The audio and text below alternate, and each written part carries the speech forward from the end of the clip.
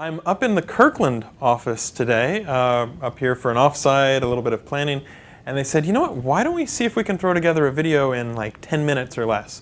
So we said, all right, let's give it a shot. So we're thinking about some of the common things that you do with the Webmaster Console, or some topics that webmasters want to hear about. People like to go to the Webmaster Console and check their backlinks. They also like to find out if they have any penalties. There's a lot of really good stats in the Webmaster Console. But one thing that I've been hearing some questions about is, how do I remove my URLs from Google? So why would you want to do this? Well, suppose you're a school and you accidentally left up social security numbers of all your students up on the web. Or you're a store and you left up credit card numbers. Or maybe you run a forum and suddenly you've gotten spammed by Ukrainian porn spammers, which happened to a friend of mine recently.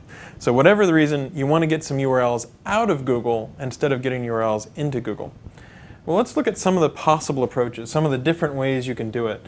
And what I'll do is I'll talk through each one of these and kind of draw a happy face by one or two that I think are especially good as far as getting the content out of Google or preventing it from getting into Google in the first place.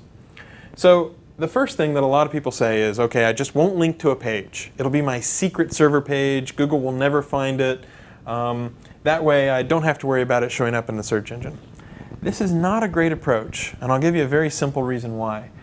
We actually see so many people surf to a page and then surf to another web server, and that causes your browser to have a refer in the HTTP browser codes, the header status, so that the page you were at before shows up to that other web server. Now, if that other web server says, oh, these are the top refers to my page, and maybe that's a clickable hyperlink, then Google can crawl that other web server and find a link to your so-called secret page.